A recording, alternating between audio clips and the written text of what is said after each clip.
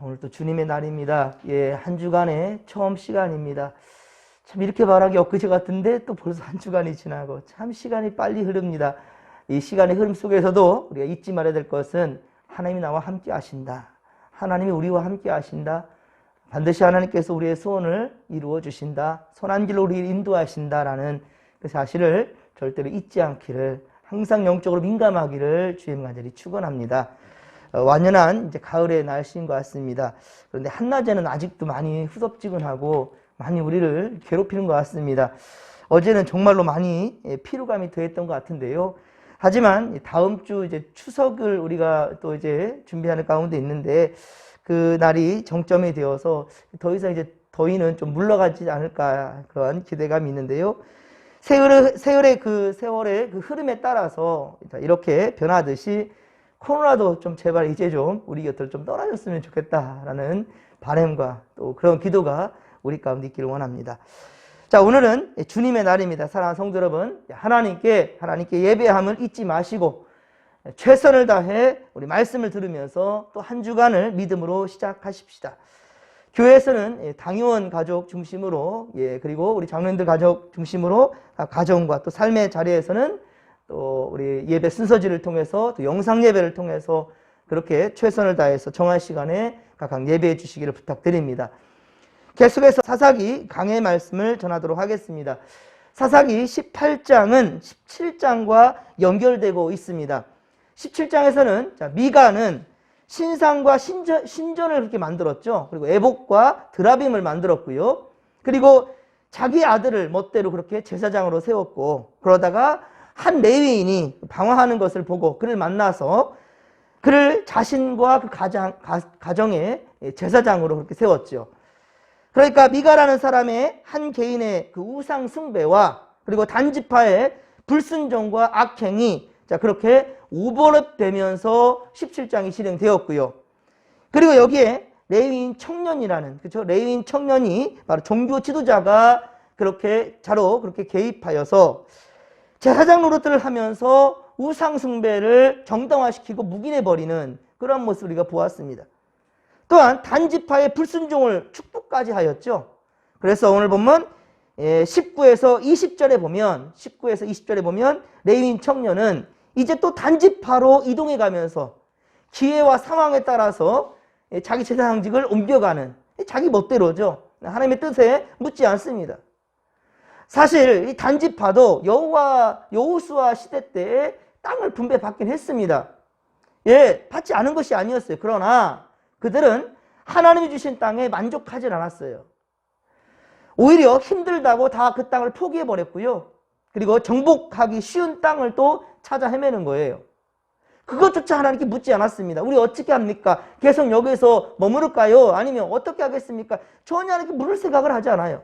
자신들의 생각에 따라서 좀 더 쉬운 땅을 그렇게 찾아 나선 겁니다. 그래서 미가의 집에 들르게 되었고요. 그 정탐꾼들을 보내가지고요. 한번 좋은 땅들 한번 찾아보라는 거죠. 그리고 그곳에서 이 레위인을 만났고, 그리고 그의 축복까지 받게 되었는데, 그 축복 받고 움직이는데, 보니까 이 18장 7절에서 그랬죠. 바로 라이스 좋은 땅을 차지하게 이게 확인하게 되었던 거예요. 라이스 좋은 땅을, 이 레위인이 이 신통하구나. 그 능력이 있구나. 뭐 점쟁이처럼 생각한 거죠.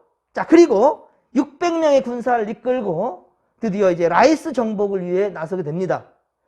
자, 그리고 그것이 바로 하나님의 뜻이라고 합리화까지 시켜버렸죠. 그래서 18장 10절에 보면 하나님이 그 땅을 너희 손에 넘겨주셨느니라. 언제 그랬습니까? 지질 멋대로 판단하고 계산하고 생각하면서 나아가는 거죠. 그런데 그에 앞서서 라이스 땅을 이제 발견하게 됐는데 그 가기 전에 미가의 집에 일단 들러야 된다는 거예요. 그래서 새긴 우상과 거기서 보았던, 미가의 집에서 보았던, 이 정탐꾼들이 보았던 새긴 우상과 에봇과 드라빔과 또 부어 만든 그 신상들을, 그게 멋져 보이기도 하고 능력 있어 보이니까 일단 그것을 탈취하는 거예요. 그게 바로 우리 18절에 보면은 우리 알 수 있겠고요. 그리고 미가 집에 있었던 레위인마저도 그렇게 자신들의 이 단지파로 스카우트해 가는 거예요. 그들의 말처럼 레위는 아무래도 한 가정의 제사장으로 남는 것보다 한 가정의 제사장으로 남는 것보다 한 지파의 제사장이 되는 것이 더욱더 영예롭다고 생각했겠지요. 그리고 그렇게 접근해 왔고요. 그래서 그를 따라 나서는 겁니다. 하나님의 뜻에 묻는 것이 아니라 오직 기회와 조건만을 가지고, 씁쓸합니다. 기회와 조건만을 가지고 목회자들이 이동하는 현대의 그런 모습들도 있어요. 그리고 그렇게 부추기는 현대 교회들도 있습니다. 그래서 이런 모습을 볼 때마다 참 안타깝습니다. 정말 하나님의 뜻인지 하나님의 뜻에 묻는 것이 먼저일 텐데 그러지 아니하고 인간적으로 좀 더 좋은 조건 하에 움직여지는 그러한 모습들도 참 세상에 있다라는 거죠. 자, 그런데 22에서 26절, 자, 오늘 보면 22에서 26절에 보면, 자, 아마도 미가의 집에 신상과 제사장을 빼앗아간 이 단지파의 약탈에 대해서 미가는 몰랐던 것 같아요. 그러니까 미가라는 사람이 없는 상황 가운데 이렇게 이루어졌다라고 보여지는 것 같은데요. 그래서 미가는 어떻습니까? 바로 그 미가 집의 이웃 사람들을 다 모아서 이끌고 이 단지파를 추격해 왔습니다. 하지만 단지파의 힘을 보니까 아이고야, 자기가 이겨낼 재갈이 없는 거예요. 예. 그들의 힘이 더 강한 것을 보고 어쩔 수 없이 그냥 맨손으로 돌아갈 수밖에 없었던 거죠. 참 비굴한 그런 상황까지 있었습니다. 25절에 보면 네 말이 우리 말에 들리지 않게 하라. 그러니까 아무 말 하지 말고 그냥 썩 꺼져. 그런 말이거든요. 단지파의 사람들이 지금 추격해온 미가와 미가 사람들에 대해서 아무 말 하지 마. 따질려 하지 말고 그냥 가라는 거죠. 그러니까는 미가가 단지파가 26절 그렇죠? 자기보다 강한 것을 보고 돌이켜 그냥 집으로 돌아갈 수밖에 없는 그런 상황이 연출되는 것을 보게 됩니다. 자, 이제 단지파는 평화롭고 한가롭고 걱정이 없이 사는 라이스 사람들을 그렇게 어떻게 합니까? 죽이고 그리고 그 성을 불사르며, 이것이 어찌 하나님의 자손이라 할 수 있겠습니까? 하나님이 허락하신 땅도 아닙니다. 그 땅은. 자, 그런데 그렇게 단지파는 그 평화로운 곳을 그렇게 침범하고 사람들을 죽이고 성읍을 불사르고 그렇게 정복하여서 자신들의 땅으로 만들어 버렸습니다. 그리고 29절에 보듯이 본래 그 지역의 이름은 라이스였습니다. 하지만 자신들의 조상의 이름인 단, 이 단의 이름을 따라서 이 지역 이름을 단이라 이름으로 바꿔버렸습니다. 그래서 이스라엘의 영토의 범위를 구분할 때, 자, 이스라엘의 영토를 구분할 때 그 후대에도 계속해서 나오는 말들이 뭐냐면 북쪽 단, 자, 북쪽의 끝단이 바로 단입니다. 북쪽의 가장 끝이, 이스라엘의 가장 끝이 바로 단이고요. 이 단에서부터 그래서 남쪽 브엘세바까지, 단부터 브엘세바까지 이런 말이 성경에 종종 나오게 되는데요. 그것은 말 그대로 북쪽 끝과 남쪽 끝을 그렇게 얘기하는 것입니다. 그래서 이 이스라엘 영토에 바로 구분을 지을 때 이렇게 말하게 된 거죠. 그래서 그런데 이후에도 하나님을 믿는 백성들이 많나 싶을 정도로, 자, 그들은 계속해서 새긴 신상을 세우게 되는 거예요. 이 사람들이 진짜 하나님의 택함 받은 백성들이 맞나 할 정도로 그렇게 신상에 집착하는 거예요. 아까도 보지만 라이스로 그냥 직행을 하려 하는데 일단은 미가 집에 들린 이유가 무엇이었습니까? 그 집에서 보았던 그 정탐꾼들이 보았던 바로 이 우상, 새긴 신상들이 탐났던 거죠. 그리고 거기에서 제사장 노릇을 하고 있는 레위인도 탐났고요. 그래서 가기 전에 잠깐 거기 들린 거예요.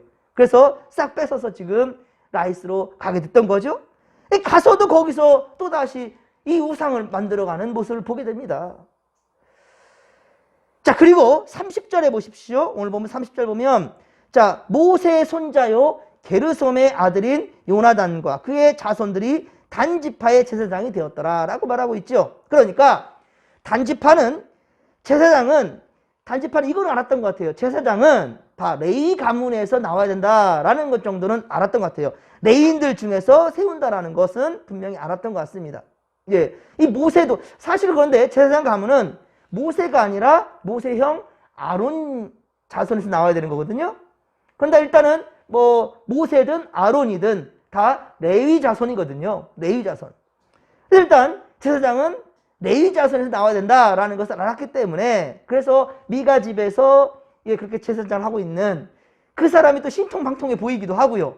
그래서 그렇게 데리고 갔던 것이고요. 그리고 가서는 좀 더 이제는 어떻습니까? 모세 한다면 모르는 자가 없지요.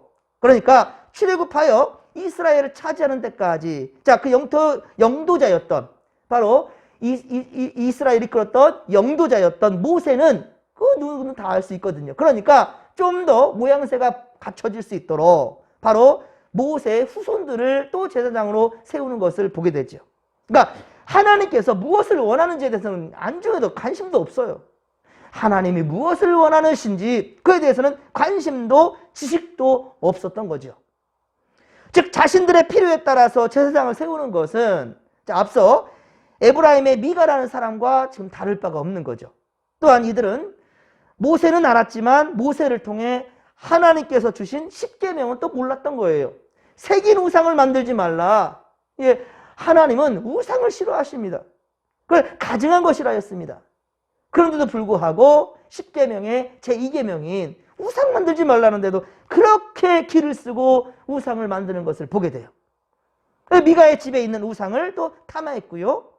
단이 정착한 곳에 또 새로운 신상을 세우는 것을 우리가 보게 되죠. 그리고 31절에 보면 미가의 집에서 탈취해온 새긴 이 신상은 하나님의 집이 실로에 있을 동안에 단 자손에게 계속해서 있었던 것을 보게 됩니다. 여기 하나님의 집이라는 것은 회막을 말하는 겁니다. 그러니까 여기 실로가 어떤 곳입니까? 실로. 여러분들 실로가 어떤 곳입니까? 바로 여호수아가 요단강을 건너서 길갈에 먼저 진을 쳤고요. 그렇죠? 길갈에 12돌을 세웠지 않습니까? 기억나시죠? 이게 역사로 쭉 흘러가는 거예요.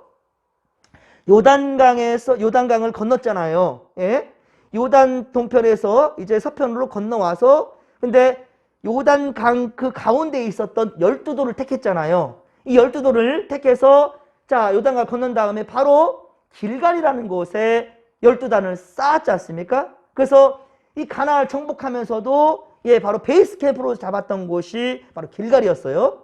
자, 거기에서 이제 이 가나안 땅을 정복한 이후 그곳에는 이제 예, 바로 예, 실로라는 곳. 자, 이곳에 이제 진을 옮겨간 거예요. 그리고 그곳에 바로 법궤를 그렇게 가지고 있었던 것이죠. 바로 실로라는 곳에요. 이것이 바로 이제 길갈에 회막을 세웠던 것이 여호수아 18장 1절에서 보면 실로로 옮겨가는 것을 우리가 보게 돼요. 자, 그리고 사사시대를 거쳐서 사무엘 때까지 자, 하나님께서 모세를 통해 주셨던 법궤는 바로 이렇게 실로에 있었던 거예요. 그러니까 그때까지도 단지파는 단지파 나름대로 자신들이 또 세운 신상을 가지고 있었던 거예요. 그래서 우리가 사무엘서 강해에서 우리가 보았듯이 사무엘이 자란 곳이 어디예요? 실로였죠. 그 실로의 제사장이 누구였습니까? 엘리였고요. 그렇죠? 그때 엘리의 아들들 홈리와 비느하스가 바로 이 실로에 있는 법궤를 가지고 나아가서 블레셋과 싸우다가 이 법궤를 빼앗기게 되고요. 그렇죠? 그것은 우리가 사무엘 상하를 통해서 우리가 또 공부를 했던 부분이고요.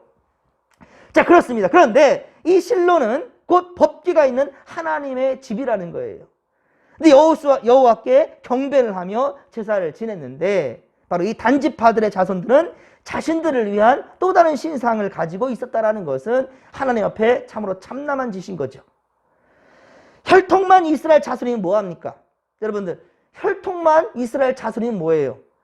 불신자나 다름없이 하나님과 상관없는 그런 지파의 사람들 아닙니까 지금?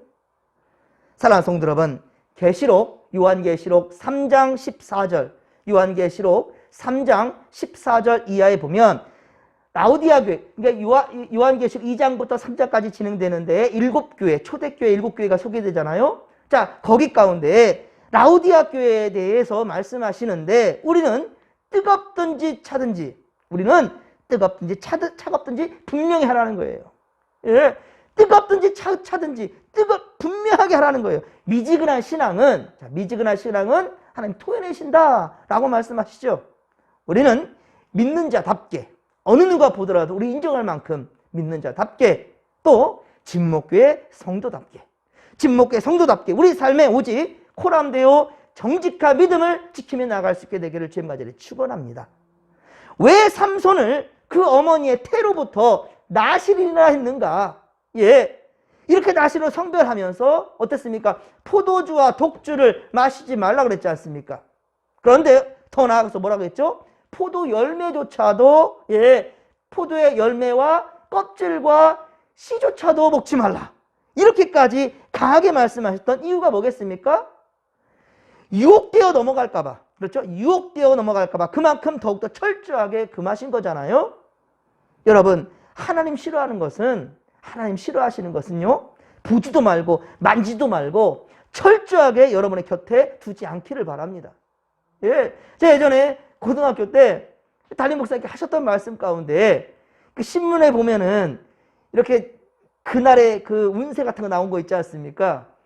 그 목사님이 하셨던 말씀이 뭐냐면, 그 지면에 있는 이야기가 아무리 재밌는 이야기란다 할지라도 읽다 보면은 이 운세를 보게 된다. 이거 하나님이 싫어하는 거다. 그러니까 그 지면은 보지 말고 넘긴다, 자신은. 그렇게 얘기하셨어요. 그것이 지금까지도 귀에 쩍쩍 울려요. 그러니까 타협할 시점을 아예 만들지를 말라는 거죠. 보지도 말고 만지도 말라는 거죠. 이 말씀이 저한테는 지금까지 남아있어요. 그래서 제가 달아온 동안에, 요즘은 신문을 이렇게 보는 일은 거의 없지만요. 근데 신문지상에 이렇게, 예, 그 운세 같은 거 이렇게 있으면 그 면에 아무리 재밌는 것을 이렇게 저도 넘겼어요. 보지 않고. 그게 무엇이겠습니까?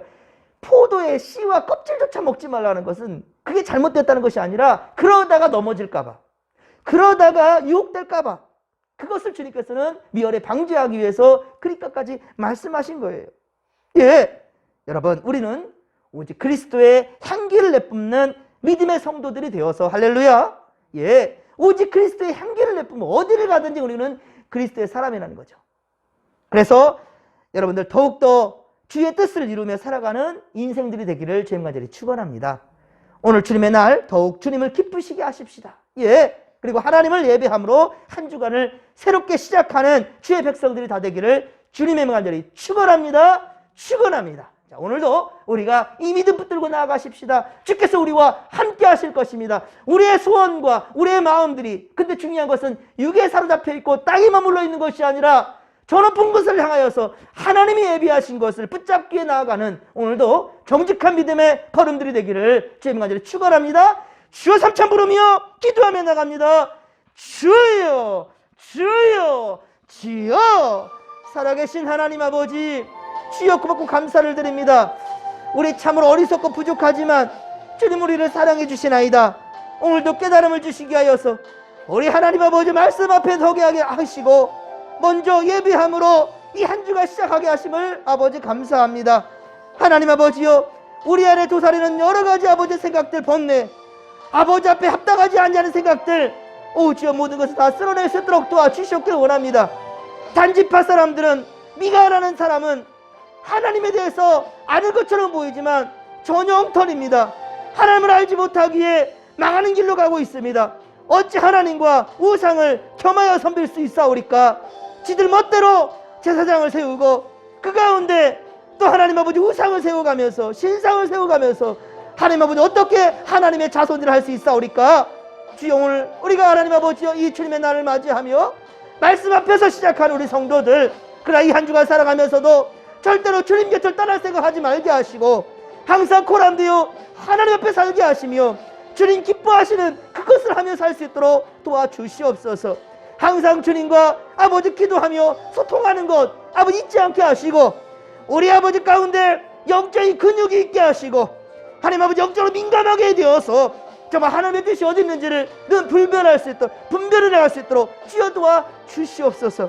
하나님을 아는 것이 우리에게 참으로 지혜이며 지식이 될 줄로 믿습니다. 오 주여 함께하여 주시옵소서. 기회주의가 되지 않게 하시고 상황에 따라서 움직여지는 그런 미가집의 제사장 레위인이 되는 것이 아니라 하나님 아버지여 하나님의 뜻에 물으면서 겸손히 행할 줄 아는 우리 되게 하여 주시옵소서. 하나님이여, 이 한국교회 그리고 목회자들이여 또 하나님 우리 성도들이여 하나님 앞에 바로 깨어나게 하시고 우리 아버지 언제나 하나님의 뜻에 아버지 묵묵히 순종히 갈 수 있도록 도와주옵소서. 기회주의가 되지 않게 하여 주옵기를 원합니다. 인본주의가 되면서 하나님을 믿노라 말하지 않게 하소서. 항상 우리는 신분주의, 하나님이 원하시고 하나님의 뜻하시는 대로 살아가며 그 가운데 주시는 복을 받아 누리면서 살아가는 우리 믿음의 인생들 될 수 있도록 도와주시옵소서. 오늘 주님의 날입니다. 우리 온 성도들 우리의 삶의 우선순위를 잊지 않게 하소서.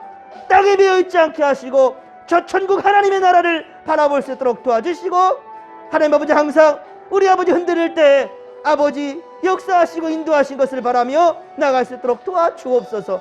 주여 함께하여 주옵소서. 함께하여 주옵소서.